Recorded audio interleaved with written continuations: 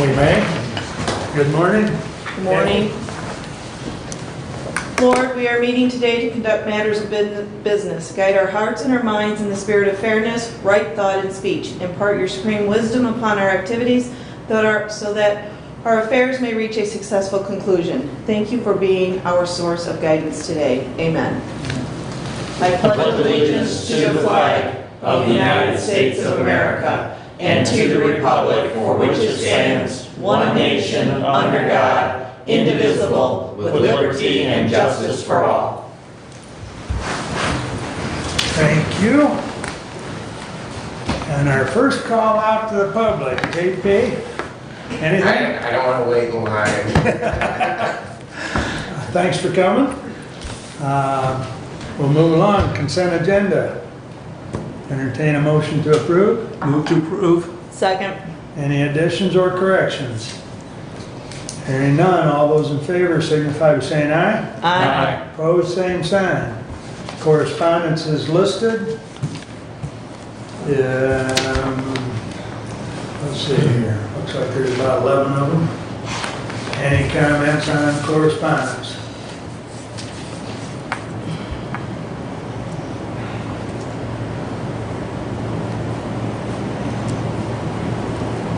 Hearing none, we'll move along. We have no standing orders this morning. We will, regular agenda.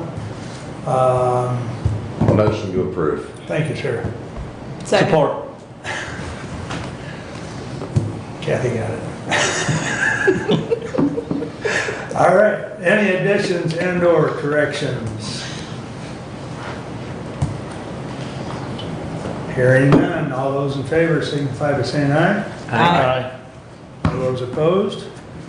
All right, that brings us right up to Doug.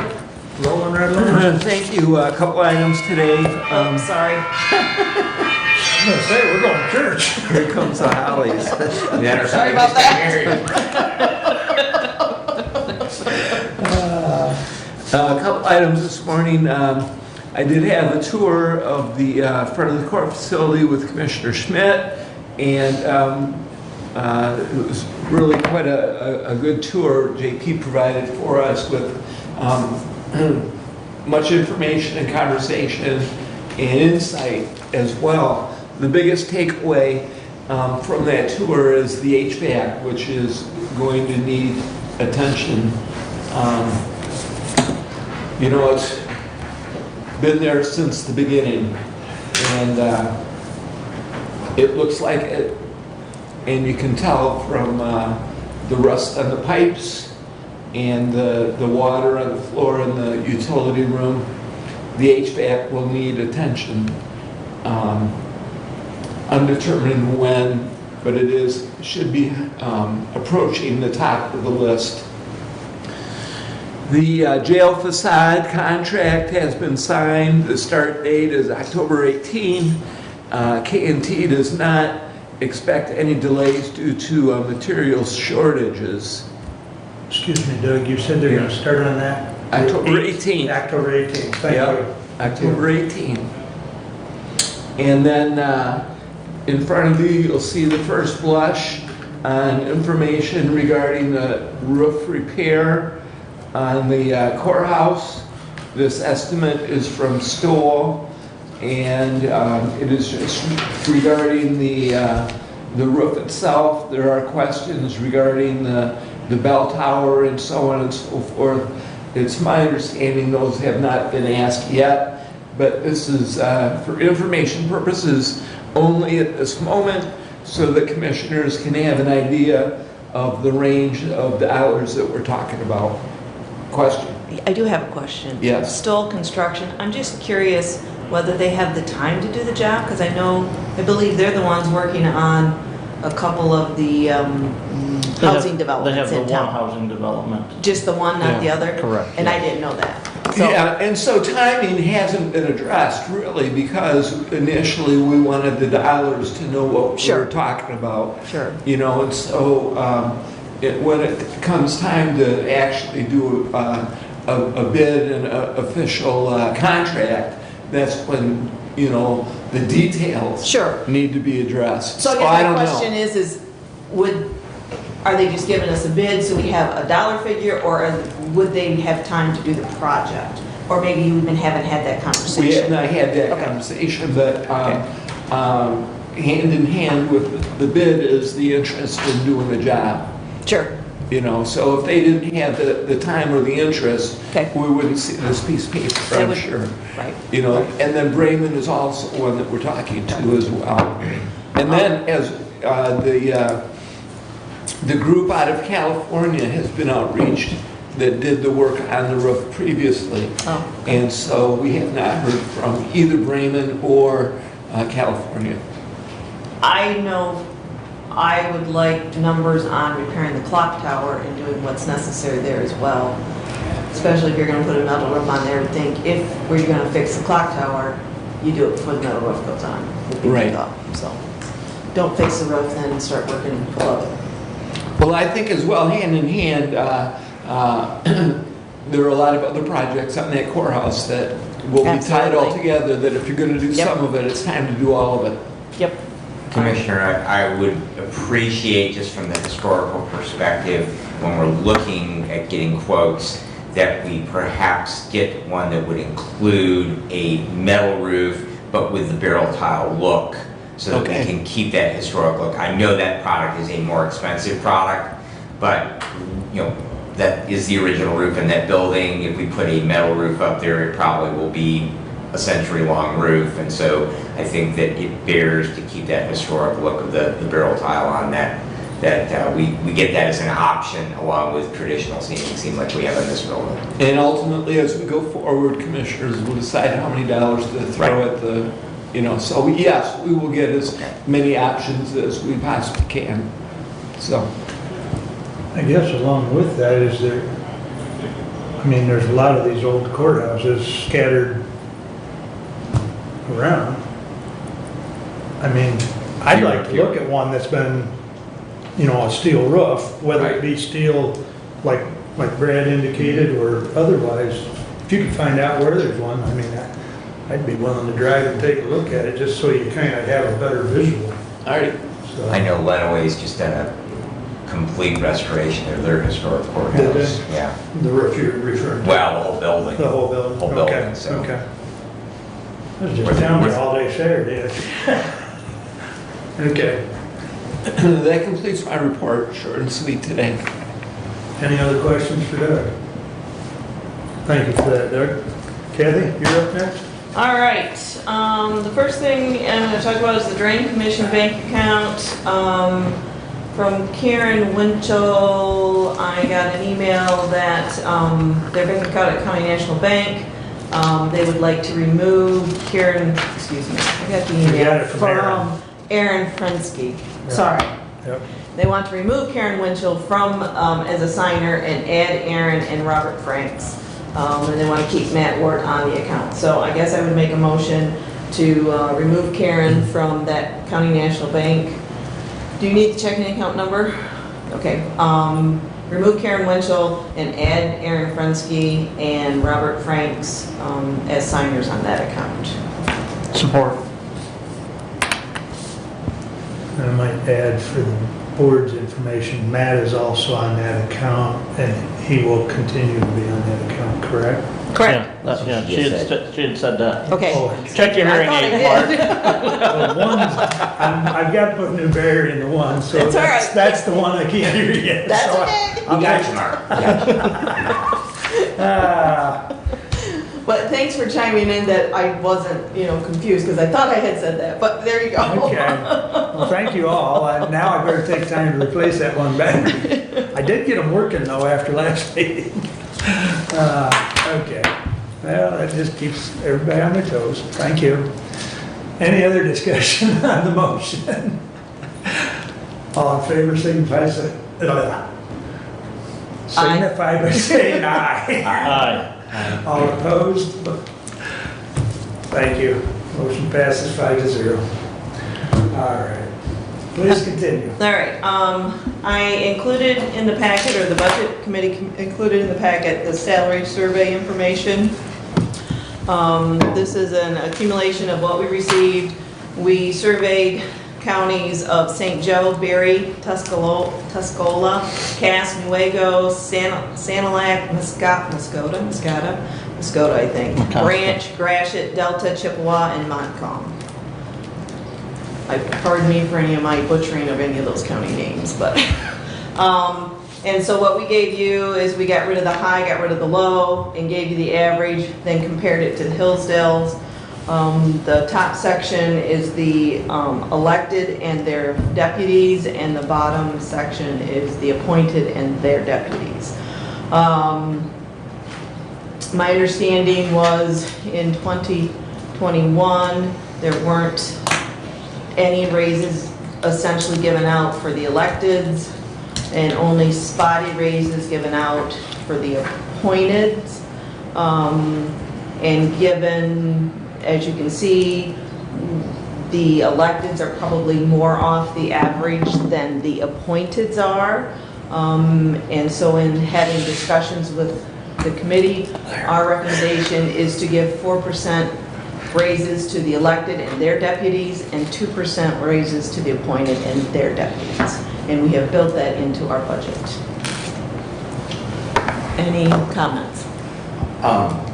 Does the figures, particularly the clerk, but there are some other appointeds as well, Nick comes to mind, that get dollars from other pots? So in other words, is that the total compensation for the office of the county clerk? Because she gets paid some money out of the elections budget, some money out of the general fund budget, so. Well, so there's the elections and then the clerk's salary. This is the merging of all of those together. Okay, so that's, I just want to make sure, because that's one of the things that is always confusing to the public. When they look at the budget, they see for a particular office, and then we have, because Nick gets paid for being the equalization director, but then he also gets additional money for doing the GIS stuff, and so it's sometimes difficult to see exactly what, so if these are, that's all I. That would be one that is not. Yeah, it is. The equalization, no, we didn't include the GIS figure in the equalization. I thought we did. No. Okay, we did not. The drain commissioner is the other one. Okay, of these, the clerk is paid some out of the general fund and some out of the elections budget line item. The drain commissioner is paid underneath the drains line and also paid under the public works line. And so those are combined together into one line item here. But yes, the equalization is just the equalization salary and does not include the additional pay that Mr. Wheeler gets from the GIS department. Thank you. I don't think there was any. The 911 director and the EMS, but they're not combined. They're both shown on here separately. Correct, yes. So they're not combined here, and that Doug is retiring in January, so you're going to be hiring. I will make a note that discussion was had that this county commission sets the salary out there, not the 911 board. But correct. So, but it is paid completely out of their budget. It is, but so we- yes, but we do set the salary, and that because they are in a search process, that we really need to get a handle on that. So and I actually just got numbers from Bud Norman, because they went through a 10-month search for a new 911 director in Branch County, and I have information that is further than our salary study was. Right. So. Right.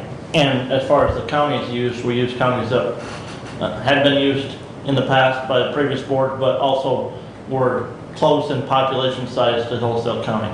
We used counties that were the 5 who had, I think we used 12 in total. We went 6 above and 6 below. Yeah. And that was off of the 2010 census figures, Yes. because we didn't have the 2020 census Yes. figures when we started this. So. Yes. Still Now- fairly accurate, since ours didn't change a lot. Yeah. Which and I think it's good. It's good to note that of many of these counties, some of them didn't have deputies, some did. And the other thing is most of them had either a county administrator and/or controller of some sort. All of them did, right? Well, most of them, Only three that don't. right. All of them had an administrator. Okay, so, we're running our county without, but we also kind of looked at tax base, our tax base probably. Or if you looked at taxable value of those counties surveyed, we are probably in the bottom third as far as taxable value compared to some of the others. And, and some of those other counties have special voted millages for police service, which we don't. And, so lots of different variables that you could take into account. Come down to it, we just decided, let's look at population, compare that average mean to ours and go from there. So did you look at all, we're kind of on the low side of what we're assessing across the county as far as taxes, correct? As far as that, we did look at the, as far as the county general-wide tax base, or tax rate, yes, we did look at that. No, some of those counties are actually assessing a lower rate on their county general property tax rate than where we are at, but their tax base is substantially more than where we are, so. Once again, a lot of variables. A lot of variables, so it's kind of hard, it's kind of hard to, You Make take Branch County comparisons. specifically, I do believe they have 2 police millages, Library millage and bond. but one of those is primarily for their new jail, bond millage for their new jail and facility, but they also have another, I do believe another separately voted police millage, so, some aspects there without hiring a firm to do a complete detailed dive into it, right. Well, and I talked to Bud one day last week, and, if they're having trouble hiring people and what they're doing and so on. Branch County's looking at a variety of things, and they were looking at a wage study by an outside firm, and one of the estimates he got was $100,000 to do a study. And it's like, Right. see, in Region 2, Area Agency on Aging just did a wage study, and the cost on that was nowhere near that $100,000 figure. Nowhere near that. I mean, it was, I would have to go back, because we just got the first tentative report on that, and I think it was under $20,000 to do that wage study.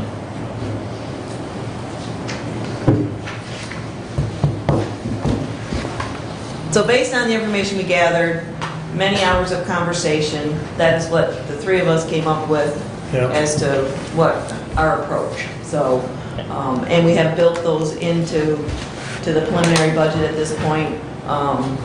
So, Derek, anything you want to correct me on or And with doing that, give the more budget is balanced, insight or the onto? projected budget for 2022 is balanced with those changes in compensation. I wasn't ready to release that information. I said, I also I'm said teasing you. the projected budget is balanced. You're stealing my thunder. So, so the number that Brent just alluded to that's built into the budget would be that second wage number in that second box, right? No. No, This is, no. 4%. So what we build into the budget is a 4% increase for the top 4%. line, Okay, and then 2% for the second, so the facilities director, the building inspector, building deputy, equalization director, that line would be a 2%. And those Increase. numbers aren't reflected here, no. oh, okay. No, they're not Okay. reflected here. That's what I was looking Right. for. No, So the numbers that are built into the budget are not on no, this sheet? they're not on the sheet. Okay, thank you. That's my confusion. Yep, no, not a problem. Not a problem. All right. So that's your recommendation today? Yes, that's our recommendation, and that's how we're gonna proceed. You guys can percolate on this information, you know, we can come back and discuss it some more at the next meeting if in that time you have some epiphany that you wanna talk about, but barring that, that's what we're gonna go with. And we're not ready to release that proposed budget yet because we haven't had a chance to get back with all of those elected and department heads to share with them our thought on their other budget requests Right. and what we will be presenting to the board. Derek, when did we say that we're gonna bring back that budget? Next meeting or the following meeting? Well, we were debating between the first meeting or second meeting in November. Okay, that's, Yeah, we would- so it's not gonna be till November. I would anyway. personally like to present that the first meeting in November. If we get. If we can get yes, with all those. If we can get our meetings done. Go ahead, Derek. One other potentially large piece that we're waiting to pin down, and that's the insurance renewal rates. Right. I know we have some initial rates, which usually I feel like John usually has that stuff to us by now. Yeah. And then, you know, we generally meet with our insurance committee to decide if we're gonna make any changes or not. You want to reach out to him today? That brings up a comment I want to make on the insurance committee. I looked at our job assignments. I'm on the insurance committee with Mark. Brent has requested to be on that insurance committee. I would think that would be a good idea, seeing as how he has the knowledge on insurance. And He's too smart, that's the problem. well, and that's okay too, but I guess I'm opening up to whether you want to change one of us, and I'm more than willing, I mean, I'm already on the budget committee, so it's not like I'm not gonna have information, Yeah. so That's fine, if you want him to Okay. sit in on those, that's Okay. fine. I know, that to me makes a lot more sense. that's fine. I mean, if you have the expertise on the board, let's use the expertise, Yeah. so. I mean, and the only reason I'm on there is because I've been dealing with it for the last 8 years. And that makes a lot of sense to have that history on there, so, again, so that makes, I don't know if we need to make a motion to actually change that, or, I don't think it's. No. I think you can make that your committee who's representative As to. long as okay, it's- all right. Then the only thing, the paperwork where it says who that assignment is, who makes that change? Who has We'll that? just do it by consensus. We, Oh, no, I know that, but who has the document where oh, we're? the official, Yes, that's my question. Marnie would probably make that change. Okay, so if we just make sure that gets changed Yeah, in that Is document. that in the board rules though? I'm not sure, I had it in my I think binder, and I didn't actually go look at the board rules to see if the insurance committee is listed in there or not, I don't know. So. remember, that's a living document, so we can change it at any time. Right. Again, I know we're having this conversation, I'd like those documents changed so that six Yeah. months We can make sure- from now, we're saying, now who's on that committee? Yeah, So- we can change it online. Okay, all right. And so my last thing I was gonna talk about was kind of the budget, and I guess Brent's kind of already let that out. We have spent a lot of hours going over it. We, with all the salary steps increases that are scheduled currently, are built into budget. We have, we think, a balanced budget at this point. The question being, the discussion of, with the ARPA money, the potential of giving out premium pay, and whether that was something that we're gonna consider, and if that's gonna be built into the budget. I know I sent an email out to all the commissioners last night, kind of giving you numbers, options. So I don't know if we want to discuss that, or where you want to go with that. I'll just make a comment. I also forwarded to Kathy this morning, which I don't know if you saw yet, but I did. I asked a couple basic, simple questions in regards to this subject to the labor attorney. And she responded with some simplistic answers but I told Kathy, she'd feel more than welcome to kind of detail the questions deeper and respond with, so I guess I'd almost say as far as any open discussion on this, maybe wait until Kathy's got more feedback from the labor attorney, so we can dive into it deeper. But I think the question I would have is whether this board is comfortable with in this whole thought process, do we do premium pay and use ARPA money? Or do we figure out how to pay for it? And essentially, our options are using fund balance or cutting the budget. Those are kind of our options, and are you comfortable with us hashing it out again at the budget committee level and then coming back with something? Or is that a personnel committee issue and they should come back with something? I don't know. I don't know what past practice has been. go ahead, Brad. Thank you, Mr. Chair. First of all, I think that the Budget Committee is probably in a much better position working with the budget than the Personnel Committee is.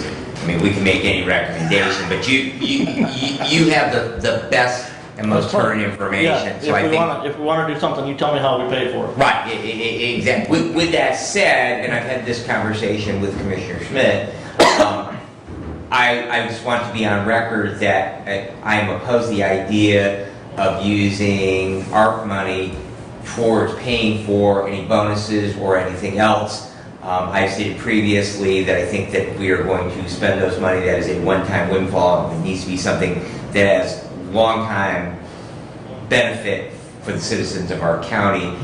I understand, the benefit of paying our employees, certainly. I have employees as well. I'm an employee. Yet at the same time, we want to make sure that that has a legacy effect for the citizens of the county. The other problem with that is that it does not address, and particularly if we do it in a premium payment of some kind, it does not address the overall our wages in line with what the private sector is, nor does it address the issue. If we give it to our current employees, it doesn't and not change what our wages are at. It does not change our attractiveness to new employees. And so that's the big thing. We have to look at retention, keeping the people we got, but we also have to look at recruitment. And I don't think that one-time payment, even if we break it up over a period of time for existing employees, that it changes our problem with recruitment. And that problem is not unique to Hillsdale County, as you have said. That Branch County is having. If you talk to any private sector employee, they will tell you that there are problems with recruitment. So, and it's not just about money. So, but like I say, I just wanted to be clear that I am opposed to the idea of using that ARP money. In fact, I'm opposed to the idea of expending or committing any of that money until we have a firm handle on what everybody else is able, not just doing, but able to do with those dollars. You are correct. Excuse me. You are correct in the fact that it doesn't address the wage difference or differential between private sector. But that said, though, when Derek and I have worked diligently on these wage scales and contracts in the last several years, when we did those, we were competitive, or at least, acceptably compatible. 2021 has changed everything. And what's it going to be like in 2022 or 23? I mean, right now it's a crapshoot because we don't know what's happening. It's a very different time. And I'm not sure that we jumped too drastically on the wage scales, because where is this evolving? So I'm perplexed at how or if we address it. I mean, I would like to address it, but how? So. And making note that at least one of the contracts. Three of our- I thought three of them all open CBAs up. are open at the end of are up for renewal at the end of next year. The SEIU contract and the two contracts at the 911 are up next year. Which actually they can start negotiating them about midway through the year, correct? Correct. And then they would be effective for beginning 2023. So at that point, you know, do you wait and address it there? Do you do something a little bit in 2022 to help? It has been noted that there are bargaining contracts, they're contracts and they're bargain.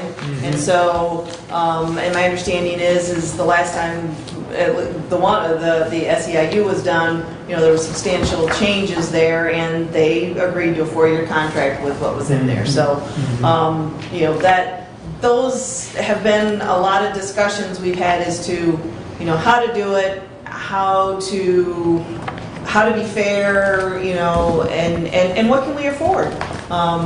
You know, We're not selling widgets, we can't raise the price on a widget to our revenues didn't go up as fast as what private sector wages have.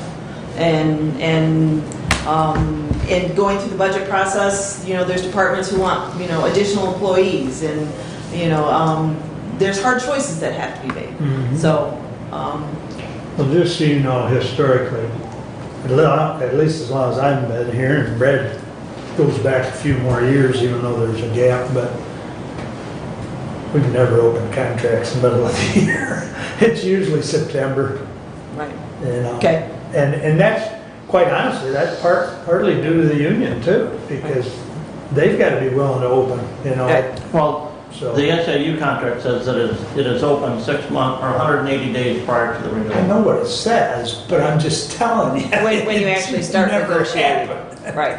Well, and So- even if it's open then, most likely you wouldn't have pay raises effective until January it 1st. would- I think the only reason why we mention that is we start the budget process in July. Right. And so the sooner we have an idea of what that might look like, we can build it into the budget more quickly, is all. Well, But so I Derek think knows anyway. as well as I do, Yes. last year, we didn't finish with the sheriff department until December December. 31st, maybe? No, it wasn't Yeah, that I mean- late, but yeah, it was late, I do remember It that. was sometime in December we were Right. able to finally Right. finish that, Right. and so there was an arbitrary number that had been Right. entered into the budget, which, Sure. you know, and I don't know. Sure. Yeah, bargaining's, has its own little life, Right. but I get where you're going. I guess I would encourage you to contact Gary and see what she's got as, she indicated in that email that she had some ideas. She works with a lot of units, Okay. bigger than us, the same size as well as smaller, so, she took over for Gary King, so, and I've worked with her, matter of fact, she helped us finish up because Gary actually retired early December, or more or less, I mean, so she helped. And we finish were up the- actually working with her 7 years ago. Yeah, she was filling Yeah. in from time to time, more so on grievances and Right, things. yeah. Yeah. But 99% of the time negotiations were running through Gary, Right. but yeah, so, okay, Okay, very good. all right. What so, else you got for us? I think that's about it. I've got meetings tonight with 3 of my townships. I think that's what I have. I think I'm done. Okay, any other questions or comments, Doug? So with the proposed budget, if there's any way we can get information on that ahead of November so that we can have time to process for our committees that we are part of.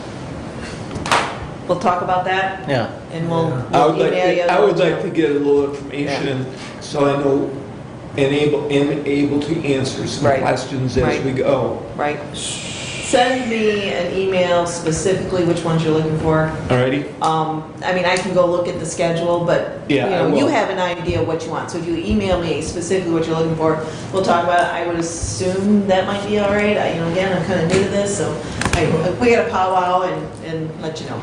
So it has varied a little bit over the last several years. I believe it was either last year or the year before, Bruce brought it to us, like say maybe the first week of November, last week of or first meeting or Yeah. last meeting of October. Yeah. There was a lot of discussion, there was really nothing done, it was Right. just a lot of open discussion. When we get down to the nuts and bolts of it, we have to do a tentative approval. Then we schedule a public hearing, and correct me if I'm wrong anywhere, but, you know, then that's basically the final approval.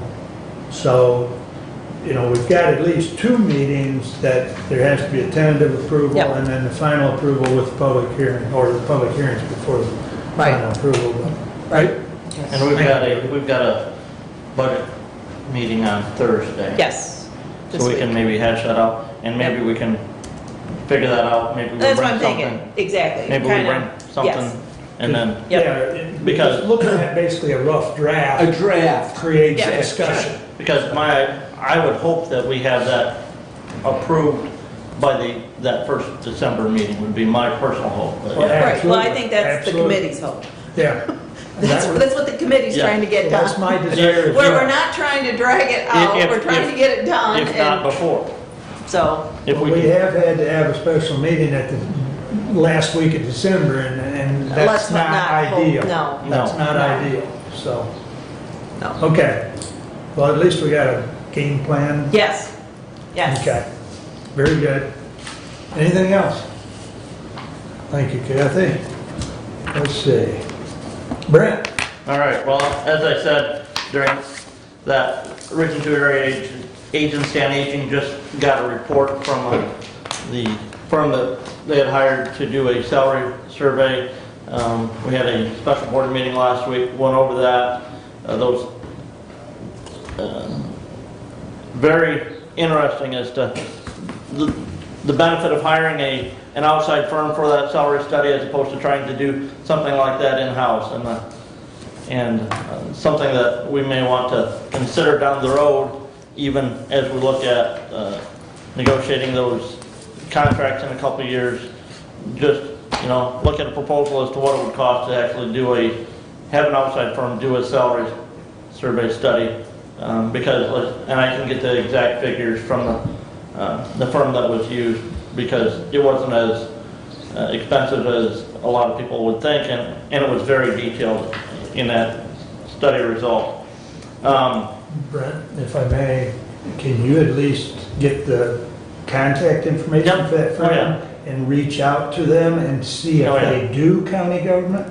Yep, Because they may or may not, Yeah. but at least then we'd know whether Yeah. they're able to do that. as far as the senior center, I was not able to make the September meeting, since I was busy at the county fair. But a report from Terry Beard, the director there. Dan LaRue has been hired as the new finance director at the senior center, and he was starting, his official start date in that capacity was today. He's got a lot of learning to do for the senior center finances, and they're still using an outside firm, kind of as an interim oversight of that. They did approve the 2021-2022 budget for the senior center at that September meeting, which started October 1st, because they go on fiscal year State. with the state, and that was a balanced budget, and actually looked at a increase in fund equity there. Phyllis Klingler has resigned her position on the senior center board, resident of Ransom Township, who is leaving the county and had dedicated a lot of time and service to the senior center, so we thank Phyllis for that work, and she had been the vice president of the senior center board, so sorry to see her leave, but understand the reasoning for that. We had a special health department meeting on the 30th, and the health officer did rescind her mandatory quarantine orders, so that is off of the books now.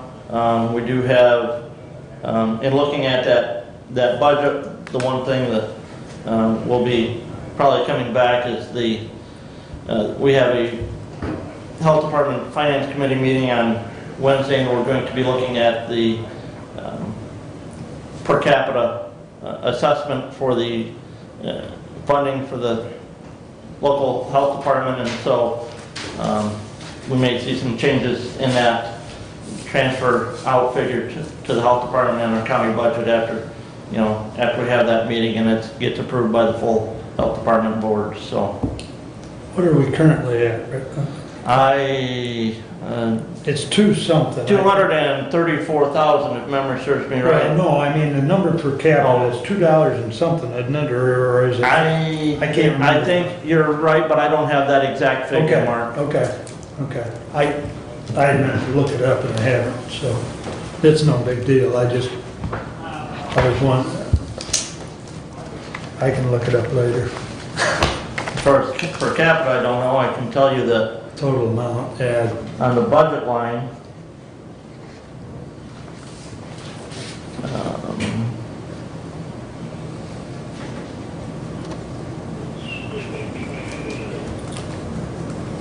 if I can find it here. All right, Derek, what line number? It's on 901, Health Department. Second line. 235 is the current budgeted figure. 2020 was 237,486.61, so. So it's gotta be more than $2. You Yeah. got 46,000 people in the counties. I don't remember the number. It's gotta be, it's gotta be more than two. Brent's doing some quick rough math.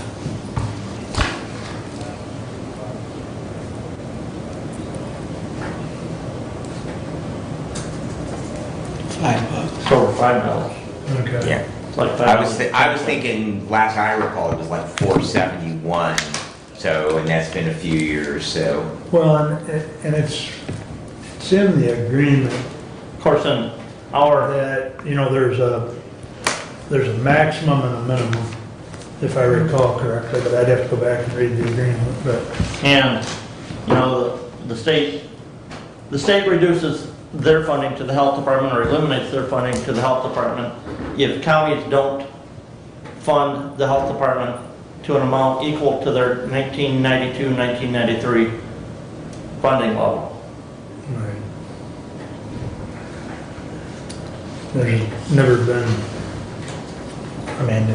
the county, for quite a few years anyways, has been doing their portion. Yeah. So, yeah, well, I'm sure we'll have more on that. Yes, and so hopefully we'll have that figure. That I haven't gotten any information yet for that finance committee meeting for the health department board. Should be coming out today. Yeah, it should be coming. And we don't have a health department meeting this month. It's November 5th. That's right, it's November.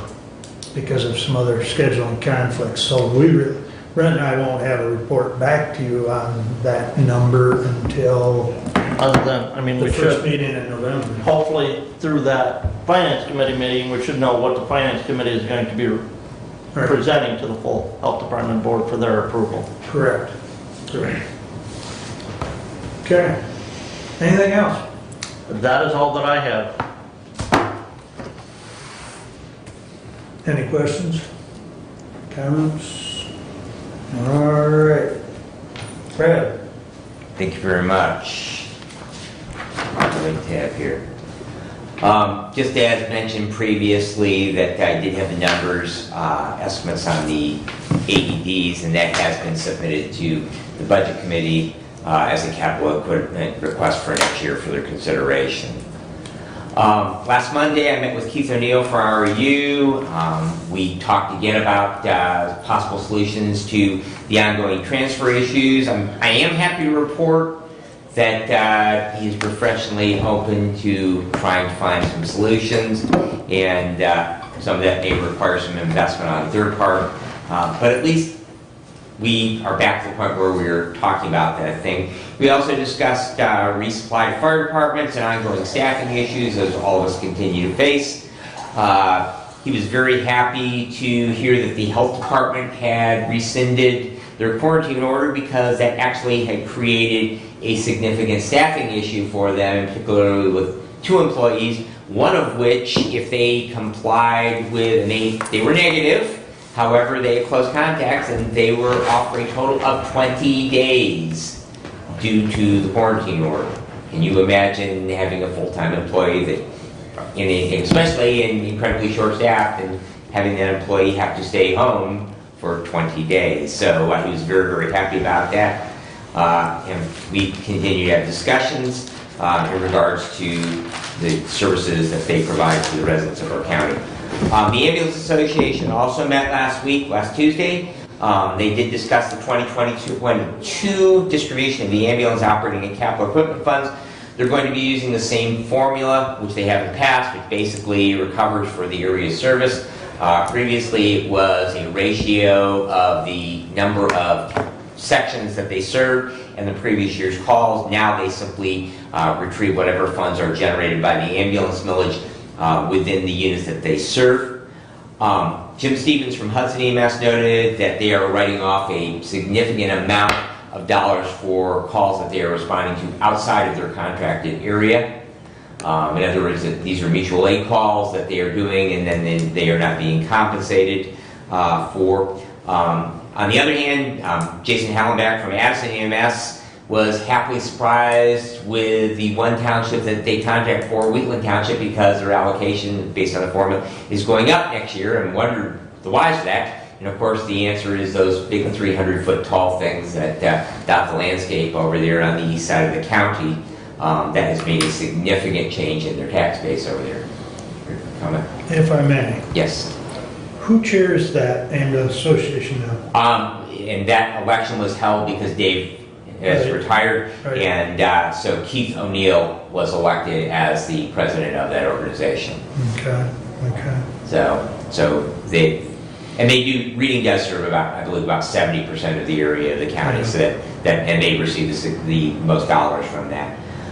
Transfers and staffing continue to be part of the discussion, and I will have a resolution coming forward with those numbers from the Ambulance Association. They're still kind of tentative numbers based on Nick's calculations, but if anyone would like to see them, I would be happy to share them. But on a percentage basis, Addison will get 4.729646%. Hudson will get 9.16. I'm going to round these off to 2 digits. Reading will get 59.02%. Somerset 19.21, and Waldron 7.86. The total amount for operational will be, it's 0.85 of a mil, and it's $1,280,185.77. And the capital equipment is 0.15, which is $225,879.23, for a total of $1,506,065.00. A lot of money that we take from the citizens of the county and transfer to our county, 5 county ambulance agencies. All right, moving on from the ambulances. Commissioner, I would like to Yes, capture sir. that. Okay, certainly. I will be happy to share that with you. The Public Safety Committee is going to be hearing a grievance tomorrow at 1:30. We'll be at the Sheriff's Department regarding a termination of an employee of the Sheriff's Department. The 911 Search Committee is going to meet this Wednesday at Central Dispatch, and as part of that discussion will be compensation and how wide a net and some parameters on that search. From my district, one of my townships is reporting a very, very critical, they are at the state minimum for MFRs for their department, and with some resignations they've had because of time commitments or people moving out of the area, they are at a very, very low in regards to firefighters as well. I would call everyone's attention to the latest edition of Michigan Townships, which arrived very timely in my mailbox this past week. And the cover story is about recruitment and retention in the fire service. Townships, they are a significant provider in the state of Michigan. MTA has done a very good job I know in my tenure as a township supervisor, we had a few of our board members that did attend the seminar that they do about fire departments, because that does make up a significant portion. I know more than 25% of my township, my home township's budget goes towards supporting their fire department. That will continue to be an ongoing issue, and I would just like to take a moment that if you know of anyone that lives within your district, family members, friends, ask them to please consider joining their local fire department. We really and truly need the help. That is a big commitment to get to that place. And just as a follow-up to that, I have now completed my own qualifications to be a Michigan Fire Service instructor, and I've submitted my credentials to the state. However, I understand they have about a 6-month backlog in getting those done. So at some point, hopefully by the time the Fire Academy starts, that I will be certified in that regard, and I will add that to my EMS Instructor Coordinator certification.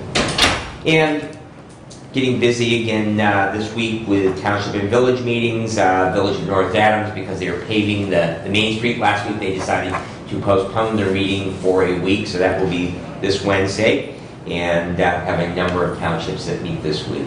That concludes my report, unless you have questions for me. Excuse me, questions for Brad or comments? Thank you. Thank you. Moving on, I think. Well, shoot. Brings it up to me already. All right. I did not get a report from medical care yet, and maybe I will before we can conclude, but I do know we've got a policy and appeals meeting with the health department this afternoon. We're going to be looking at the bylaws, the health officer's contract, and it's possible we'll be also looking at an appeal that we already had one meeting on. There's a parcel of property that is on a lake, on a lake in St. Joseph County, and they want to expand the size of the dwelling, which makes a problem as far as the well and the septic. And we provided them with some options last time we met, so it's possible we'll be hearing that again as well. But that's one of the fun things for policy and appeals, to review those. Some we help and some we can't do anything with. I mean, some of these older lake lots were too small to start with, and then when you want to expand the size of the dwelling, it becomes problematic because of the setbacks to a well or drain field. So, Lifeway has had their ribbon cutting this past Thursday, I believe it was the 7th. So that facility is open. The one part where they have overnight stay for up to 14 days is not open as of yet.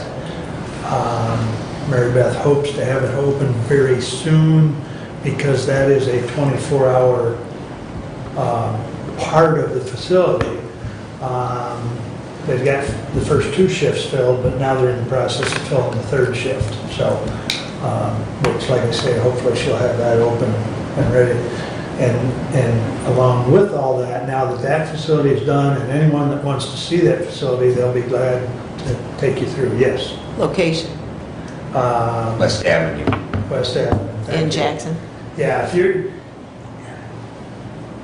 if you come off of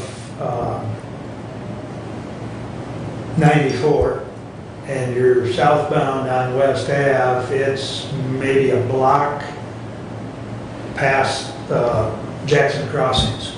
Oh, okay. Yeah, block and a half. Next to K-Fry. Gotta know the important location. Next to what? Next to K-Fry. Oh, okay. Yeah. But yeah, it's on the right side, or you know, as you're going south, it's on the right side. It's an amazing facility with what they've done to the transformation. So, and there's a portion now that they're not only able to handle mental health, but they take care of the entire person. So they can do everything from vaccinations to blood draws to just about anything you could do in any medical clinic. So there's a doctor on staff, a PA, I think there's a nurse practitioner, the list goes on. They've really expanded services. And so I had a conversation with Mary Beth afterwards, after we'd had our tour and the ribbon cutting and donuts and cider. And I said, so now that this is done, what about second floor on, so she has Shannon working as well as she's helping do, kind of a needs study, and hopefully we'll get the second floor out here on Carrot Drive renovated to the point where it can handle more services, much like Jackson is now, so that's kind of the game plan as far as that progression. So just to clarify, who is their clientele? Who in the county would use Lifeways? Well, the long and short is anyone with mental health issues. Okay, so you'd be going there with mental health issues, and as part of that, they would be able to do blood draws and immunizations and that kind of thing? Right. Okay. Right. They're expanding their service to treat the whole person. And Okay.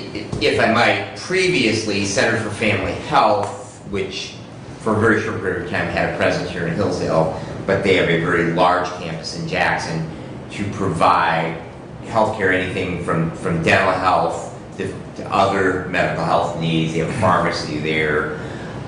They had a clinic at Lifeways with their own separate entrance, but they were a separate provider. That relationship ended a few years ago, but the idea was to have that one-stop shopping so that when people were there for mental health services at Lifeways, they could also receive physical health services, because they share many of the same. I can tell you that in many cases when I ask a patient who the primary care physician is, it's Center for Family Health. So this is simply creates that same under one roof, but as Mark said, to answer your question, it is anyone who is seeking behavioral health services. Yep.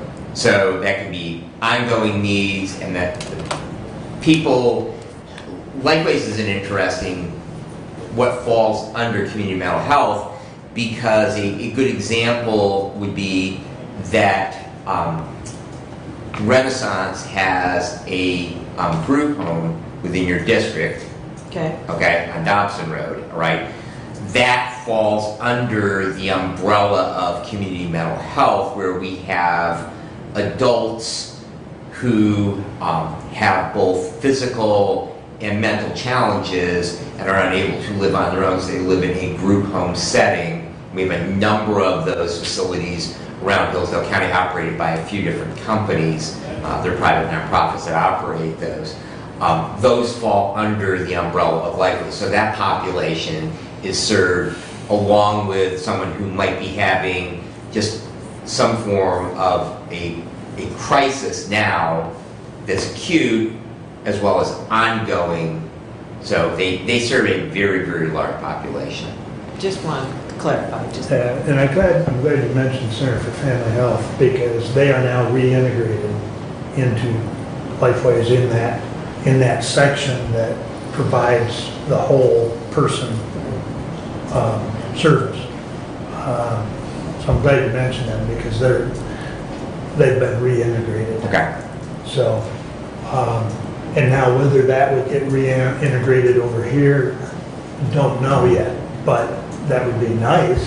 I mean, I think they complement each other to some extent, especially since we're looking at the whole person. Another thing that I'm learning, because I just met with somebody that last week, one day, Spark program, which is over here, Dr. Ryan's old office, and St. Paul's has some affiliation with it. Lifeways is engaged with that to a degree. Mary Beth and I were talking about that, so I'm learning more about that. Now, that program deals more with the physically and mentally challenged individuals, and they have about 75 clients here in the county. So, but as I learn more about that, I'll be happy to share that. Did we not help them using community mental health dollars from our millage to purchase transportation vehicle? I know I see that vehicle Yep. out and about in the community, and I know that they help that population with employment opportunities, education opportunities. That is correct. And let's see. If I recall correctly, and I might be wrong, it was either 50 or 60,000 that was pulled out of the Mental health. mental health millage dollars to help them this last year. That amount has been asked to be increased, and Mary Beth will bring that to us to talk to us about it, because there's some discussion on how much that's going to increase to help them, because they are a 501(c), and so they need all the money they can get really to continue operating from outside sources, but or donations. So, but I think there again, that's another one of those programs that is important to the county, especially with the fact that they're helping 75 clients right now, and that number sounds like it's fairly consistent. So, but, Thank you. So that's kind of an update on that. There was probably 60 or 70 people at least at that ribbon cutting. There's an entrance in front, Kathy, back to your question of where it's at. So there's an entrance in front off of West Ave, but the street, I can even remember the name of the street just to the north of the building, but if you turn down that street, there's a huge parking lot in back, and there's also a main entrance in back. So people can access the building from either end. And the administration offices are in the back. So if you do want to go for like a tour of the building, go to that back entrance, Okay. and they'll get you hooked up with one of the administrative people. So now, under discussion, canvasser appointment. If you recall, when we did that, and that is in your packet, I had it open a minute ago. It was correspondence number 10. Now, when Marnie sent the letter out, and we discussed it when she was here at, I believe, the last meeting, and we made the motion to take the person that was listed first, because when she sent out the letter to the Republican Party, Democratic Party, she said, list them in the order of preference. So when we made, whomever Well, made the we motion- didn't, there was a ballot. It was- Correct. it was the And election by Jody has a ballot. ballot here again. So, what we need to do is, or what I would suggest we do, is we vote again because Edwin Fogarty has withdrawn because he has a scheduling conflict, and he also informed Marnie that it was really his wife, Linda, who wanted to do this more so than him. So I would ask the board to vote on this again. Do we need a motion or anything, or just take a vote? I can pass these out. All right, Jody will pass out the ballots, we'll vote on it again.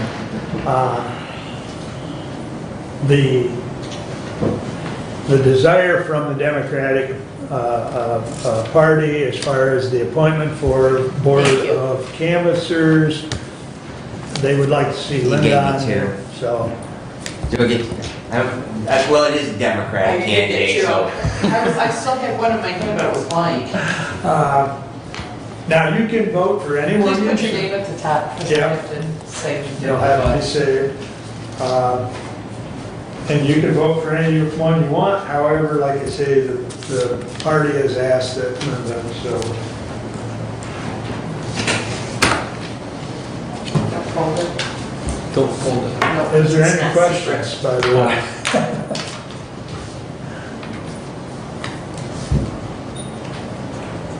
So, Okay. Mark Wiley voted for Linda Fogarty.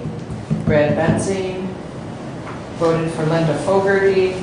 Doug Ingalls voted for Daniel LaRue. Kathy Schmidt voted for Linda Fogarty. And Brent Leininger voted for Linda Fogarty. So that would make Linda the planning board. So what we need to follow that up with the Yeah, we'll resolution? bring back a Okay. resolution that will Correct. state that. so Linda will be appointed to the Board of Canvassers as the Democrat appointee. And she wins by a vote of 4-1. Yep. All right, so that took care of that piece of business. That's all I have unless there's a question or a comment for me.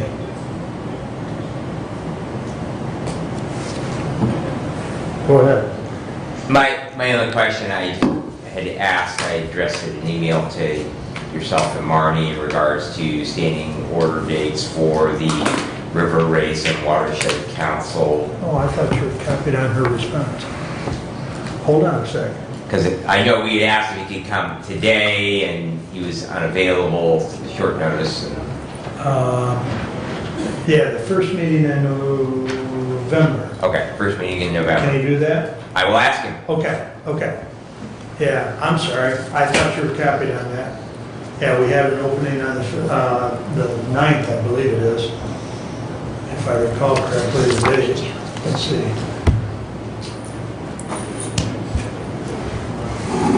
Has anybody got their calendar open? Because mine's not opening.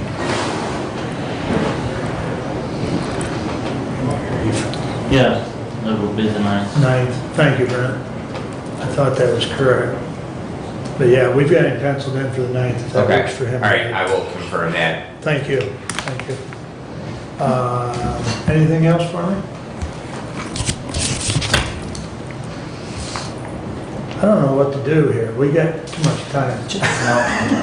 What? Just end it. I second that. Oh, shoot. I just feel so strange. I mean, it's only 10 after 10. Well, you can't end it yet, you gotta follow the agenda, so public Yes, we do comment. have public comment. One more time. JP? JP. Anything? Derek? Derek. All right, thank you, JP. Well, I thank Commissioners Schmidt and Engels for coming out to the front of the court office. And of course, the invitation is always open for any of the other commissioners that would like to stop out. I know from my staff, it feels like their hard work and dedication is appreciated. Thank you. Thank you, JP. You going out there after this meeting? Yes. I'll see you then. Okay. I haven't seen the new conference room. I have been out there, but I haven't seen the new conference room. So Okay, that'd be great. I'll come out and see you. Okay. Since we've got all this extra time. Derek, you got anything you want to share? No, sir. All right. I think that takes care of public comment. Additional business. Doug? No. Brent? No. Kathy? Nope. Brad? I'm good. Say the words. We is done. Thank you one and all.